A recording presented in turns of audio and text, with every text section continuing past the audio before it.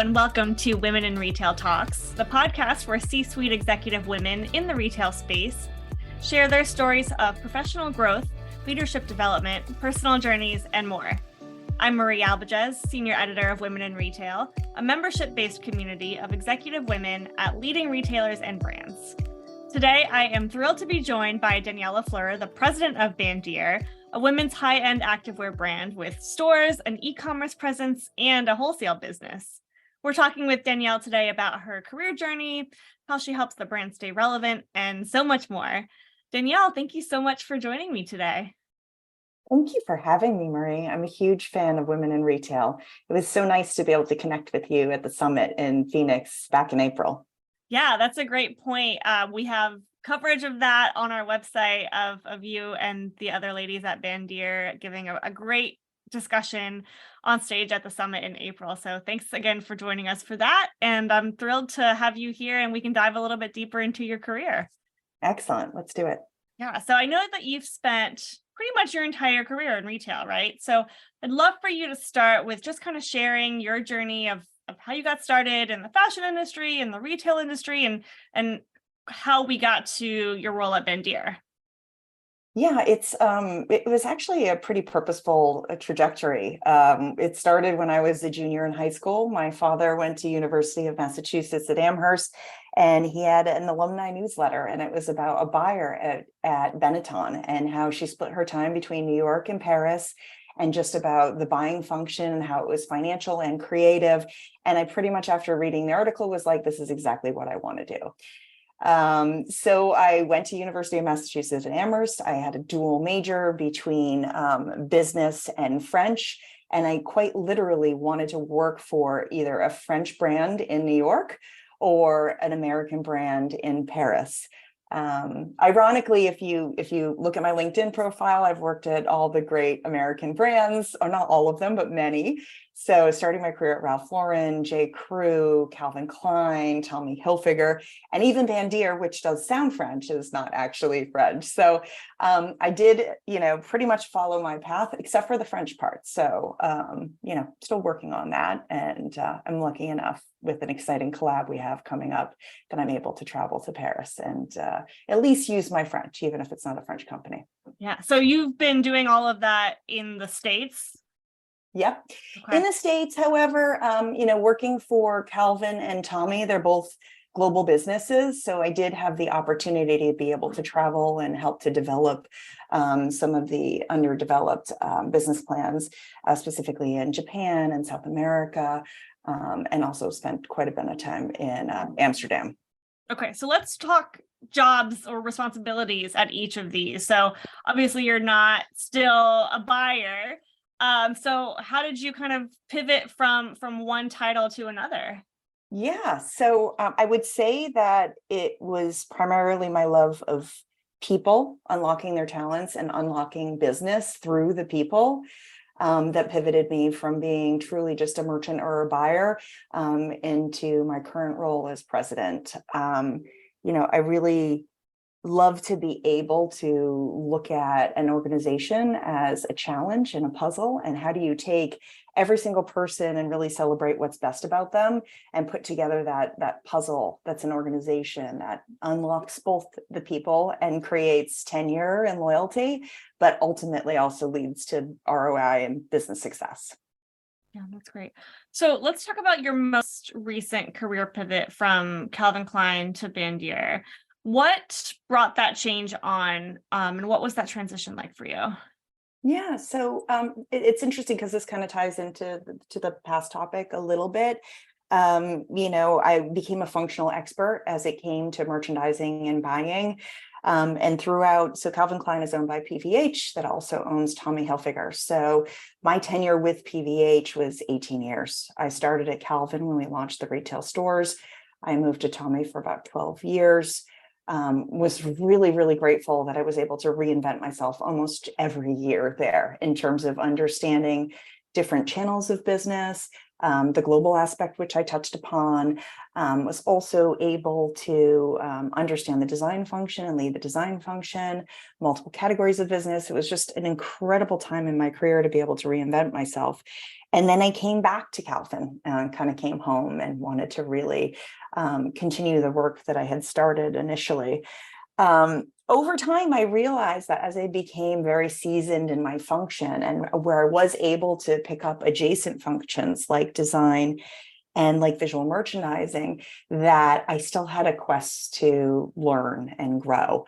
And felt that after 18 really rich years with PVH, I needed something that was going to allow me to lean into, my passion to unlock business and people, but with other functionalities underneath. So I was really looking for more of a startup, something that I could really be hands-on with, but also learn different aspects of the business. And that's how the pivot started. How do you know when it's the right time to move, to have a change, that sort of thing? I mean, you said, it's almost like you had learned all you could at that point in that particular area of expertise. So how do you know when to look for those other opportunities? How do you know when it's the right time to expand upon the functions that you're able to do? Yeah. So for me in this specific circumstance, it was really about solving problems drives me and challenges drive me. So as I was feeling that there wasn't enough to light up different parts of my brain, that's where I think of it, is almost like a heat map within my brain. And I found myself constantly just using the people advocate piece of my brain, and more of the functionality was almost by second nature. And that's when I realized that I wasn't really challenging myself. And by becoming a bit stagnant, I actually wasn't energizing the people around me in the way that I used to. And that's definitely something that I find to be as a part of my brand, is when I come to something and I feel alive, people around me feel that energy. So that was the signal for me. Yeah. I mean, being able to recognize when you are stagnant and when it is time for that move, and having other people around you notice that energy. I mean, that's crucial, I think, for any kind of pivot or change. So remind me when you joined BANDIER? So I joined BANDIER in December. So okay. I'm just about on my 6-month anniversary. Okay. Although I'll tell you, it's been such a different world, and I've really been able to look at the business from different angles, that it feels like I've been here much longer, but in a really good way. Yeah. So how do you enter a company like BANDIER, and how do you spend your first 90 days there? What's that look like? Oh, that's a great question, because I had a very detailed strategic plan. I have a dear friend who was a career coach at one point in time, when I was at PVH, who now is really just a personal counselor, I guess. And he and I spent a lot of time talking about my introduction to the company, my introduction to the teams, and how I could strategically be on a journey to listen and learn. And wow, was I surprised when I started. My first day was a full day strategy session of every single function. I was really impressed by the strategies that were put forward for such a lean and young team. But I immediately realized that there was so much I could be doing. And I had to pivot and change my integration plan completely, because I intended to be much more hands-off and really assess before making change. And people were begging for change. People were really saying, like, I need help with this. I need a boss. I'm in the wrong function. And so humble and transparent and hungry. And I was inspired. So I just jumped right in. And just I can't say enough about the team at BANDIER. They're very, very inspiring. So they were really just waiting on a leader like you to come in and make those decisions that they had been asking for, it sounds like. I mean, I don't know if I can say they were waiting on a leader like me, but I can say that there was something about me that resonated with them feeling comfortable and vulnerable to be able to say, this is what I need to really succeed. And, you know, with a startup business, and we're scaling now, a bit beyond the startup size, there's not a lot of resources. So trying to be really creative, especially with your people resources and how you set them up for success, led to immediate change. I mean, I would say that there was probably at least 25% of the team that within the first 60 days, we were able to slightly adjust their scope of responsibility, as well as, you know, who they were reporting to and what the process was within the group. How do you, as a leader, make yourself open enough to allow employees who you're brand new to, that you're brand new to supervising? How do you make it so that they feel comfortable enough to come to you at the beginning and say, like, this is what I've been doing, this is what I want to be doing, this is not the best fit for me in this function, how can I move over here? Like, how are you, what are you giving off in order for them to be comfortable being able to come to you and say that? It's a great question. I think if I had to pinpoint one thing, I would say I had the luxury of having an advocate. So it turned out that one of the women who had been there pretty much from the beginning of the startup, her name's Jen Perdomo. She's amazing. She had worked with me when I was at Tommy Hilfiger, and it was, I think, her first job out of school. She was an assistant level. And I hadn't realized it at the time, but I had really impacted her career journey. And when she had heard that I was coming to Bandier, she sent an email to the entire company saying, you know, what an advocate I was for people and how I had made an impact in her career. And she really opened, I think, the door up for everybody to already have a level of trust. And she was one of the, you know, OGs with the company. Her trust then became my trust. Other than that, I think I listen a lot, and I really try to make a difference. And if I say that I'm going to do something, I do it, and not just yes people. So I think that reputation builds over time, and then it becomes a part of your brand. Yeah, that's great. So 6 months in, do you feel like you have kind of a comfortable, good sense of where things are? I know, like for me, when I start a new job, it takes at least 6 months for me to be like, okay, I think I know what I'm doing here now. Yeah. I'll be completely honest. You know, I feel about as confident about how comfortable I am as I did 3 months ago, because the landscape of retail is really challenging right now. And we need to be constantly innovating and pivoting and changing. So I don't expect myself getting comfortable. Yeah. But I do feel confident. I feel really connected to our team and to our business strategies. And the founders are incredible, and they're really involved in the business day to day. And I think that's just been unique, is trying to figure out how to bring the team along as we're scaling this business. They can't operate in the way that they used to work. Yeah. So yeah, I don't think I'm going to be comfortable anytime soon. And that's a Right. good thing. Right. And you're not the only one that's saying that. Yeah. It's the entire industry. Yeah. So let's talk about Bandier a little bit. At what point do you no longer see Bandier as a startup? What does that mindset shift look like? Has it happened for you yet? I still see Bandier as a startup, but I see that we are ramping up. We have some great expansion strategies coming into the back half of this year. So additional channels of distribution, looking at some global opportunities, and some really exciting collaborations that are coming up that unfortunately I can't speak about. So I see that taking us a bit out of the startup world, because you start to talk about, you know, the company being stable and on its feet and not as reliant on our amazing investors. So at that point, when we are break even, our cash burn is, you know, stabilized, and we're starting to get into the green, that's when I don't consider it startup anymore. I don't know if that's technically the definition of startup, but that's my personal definition. We don't have to worry about the cash flow month to month, week to week. It starts to be in the next league up. Yeah, gotcha. Well, and Bandier is really unique. I mean, it has this really strong brand identity, and it seems like a really loyal customer base, at least from what I can tell.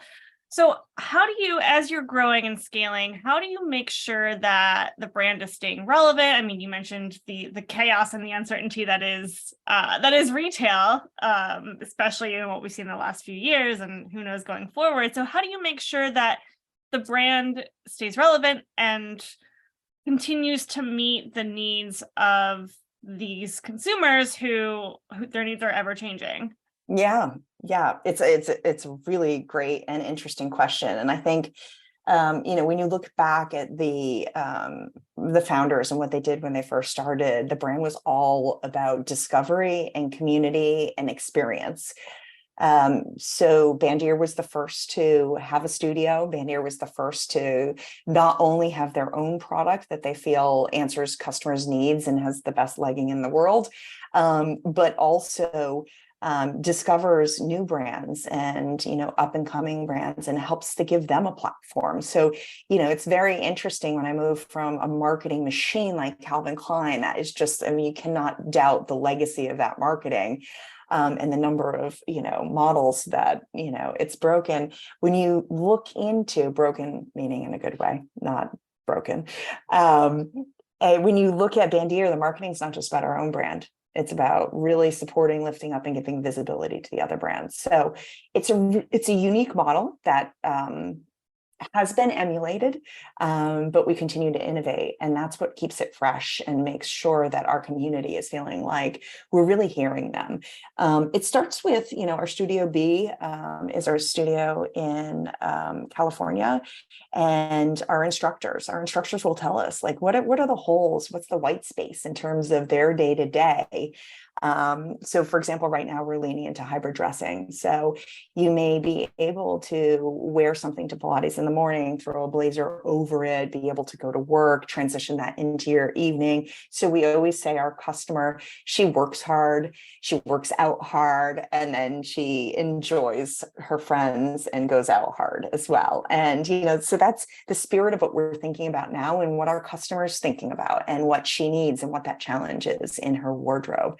And that's how we stay fresh. That and just always going back to the brand pillars of experiential retail and making sure that we're bringing her not only the best new brands in terms of activewear, but also what are those adjacent categories, whether it be in wellness or jewelry that we know our customer is wearing as she gets dressed. So we're the approachable luxury within her wardrobe that she's loyal to, but what are those other things we can introduce her to? That's great.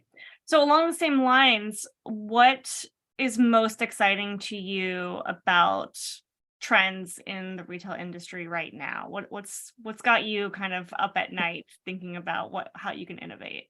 So up at night, not the things that are worrying me, but the things that are exciting me. I love the flip on that question. That's amazing. Totally intentional. And by the way, I'm going to use that if you don't mind, because I think sometimes, people focus too much on the challenges and not the opportunities. And, of course, we like to say the challenges become the opportunities. So speaking of which, obviously, brick and mortar retail throughout COVID was really challenging. And we're seeing, and the e-commerce business, luckily we are, have a very healthy e-commerce business. So we fared much better than others throughout the pandemic. But when you think about the consumer mindset now wanting to actually stop buying online, but go into a store, touch, feel, try on, that excites me because that's our sweet spot.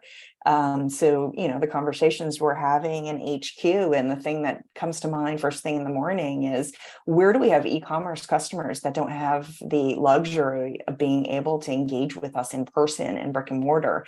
And what are those 5 next stores we're going to build? Right now we have 5, and we're looking to double that within the next couple of years, selectively. Cool. That's awesome. Okay, so I want to end with a little bit kind of a leadership questions for you. I'm guessing that Bandier is pretty heavily female dominated. at least in terms of the workforce. Is that correct? That's very correct. Don't We want to assume, but with a brand like Bandier. and not only by the way, it's funny because coming from more traditional retail, that wasn't always the case, Right. especially in leadership roles. So we are 100% female leadership, and we are actively trying to diversify and recruit more men to the company. And we actually, our head of marketing is a man, so I shouldn't say we're 100% female. He started 2 weeks ago. Welcome, Jason. And so, yes, we are. And not only that, but the brands that we source from, I think the stat is something like 86% of them are female founded. Yeah. So yeah, a lot of powerful women. So what has it been like for you to find yourself now with leadership of almost all women, having been in the industry for so long, where, like you said, it was male dominated? Were there kind of any surprises when you found yourself in a room full of women instead of a room full of men? Yeah, being vulnerable, it surprised me how much I enjoy the female leaders that I work with. I grew up and, I played soccer and I hung out with the guys and, I was the safe prom date. That's kind of always who I was. And, working in some brands previously, that leadership was more male dominated.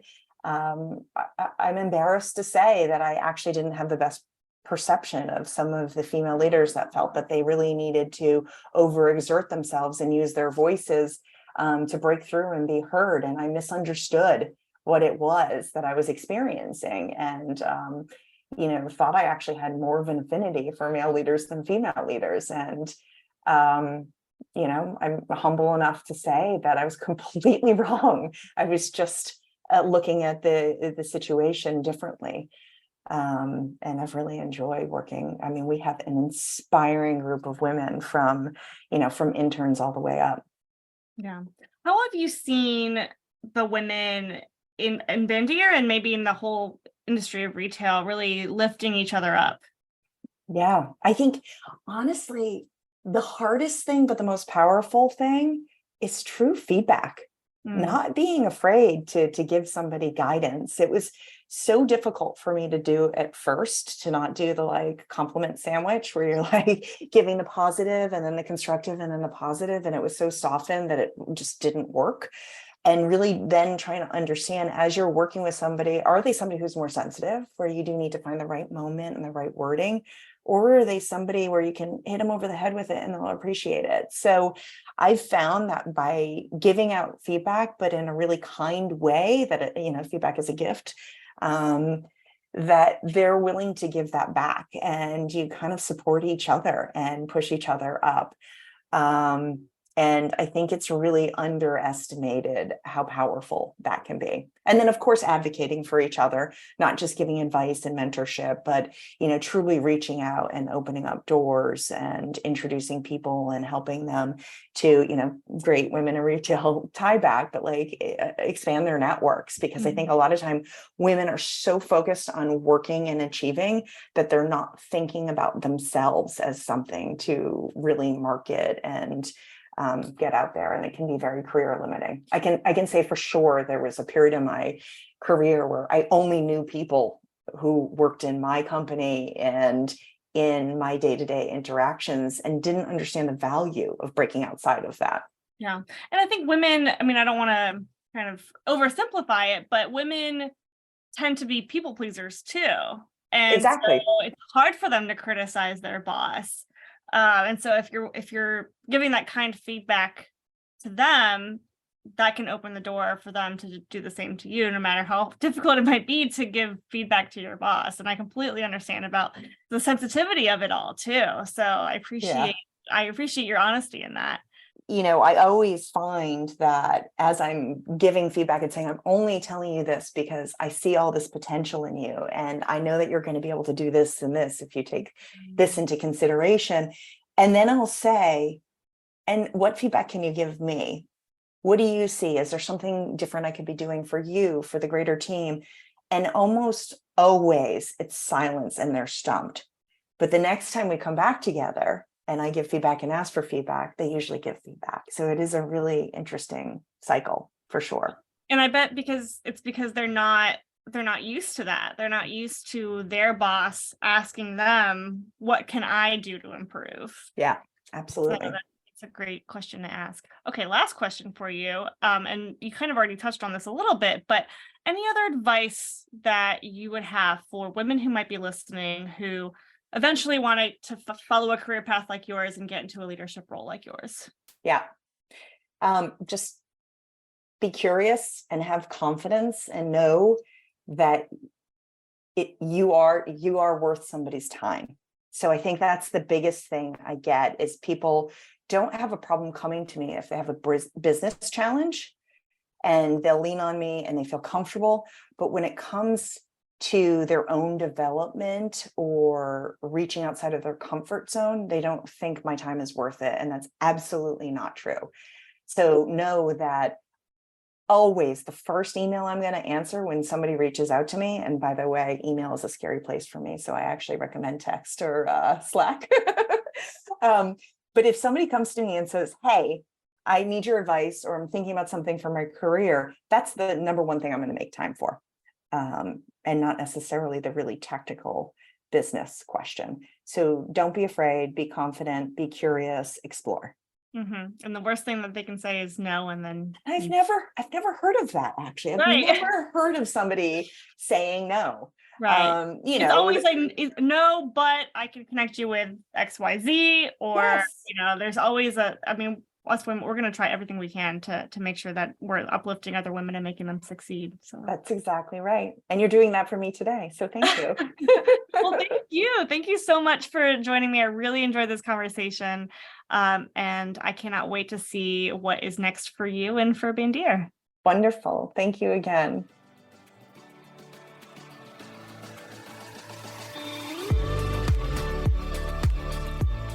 Thanks for listening. For more information on this podcast, please go to womeninretail.com/podcasts for show notes. Women in Retail Talks is available on Apple Podcasts, Google Podcasts, Stitcher, and Spotify. Make sure to subscribe on our podcast channel page as well. If you've enjoyed this episode, please take a few moments to rate and review our show. Lastly, if you're a female retail leader interested in joining our community at Women in Retail Leadership Circle, visit womeninretail.com/apply. Thanks, and until next time, this has been Women in Retail Talks.